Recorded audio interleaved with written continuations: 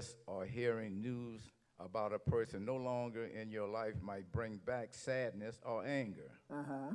These triggers are evidence that you have found a way to cope and function, but it is unlikely that you have truly gone through a process of forgiveness.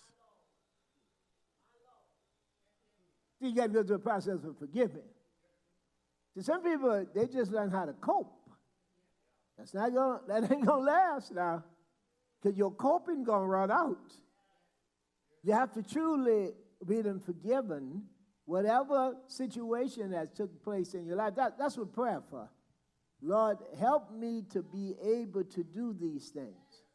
I don't want to get to a place where I think I've arrived, because you never arrive. So you need help all the time. So you shouldn't. I'm just bringing that in because prayer should bring you to that place of humility, of concern about issues, but not carrying them. Because you can't carry, if you carry them, you haven't learned how to give them to the Lord. I believe you're still in somewhat bondage now because you haven't learned how to release them. So, and I know God is not, He don't want you walking around fearful of what's going to happen. This going to happen. That going to happen. You're going to be fearful of certain things.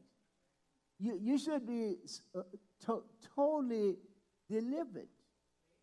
Oh, man. You know, the way God set that thing up with salvation, for Jesus to come, is a shocker. He starts off bad. Mary talking about she pregnant and ain't got no man. He started that all bad in the first place. Yeah, you don't understand. Mary had not been walking around there with no big stomach and talking about the Spirit. And Joseph was looking funny. Like, what in the world is this? Now, y'all know in the Old Testament that had been proclaimed already, a virgin going na.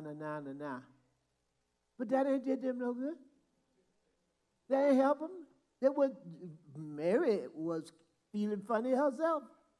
And you know Joseph was feeling funny. I'm going to tell the priest and them, man, I ain't did nothing.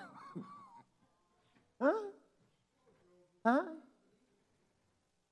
That just food for thought. All right? I got 3 minutes. Watch then. In other words, prayer should be a delivering point.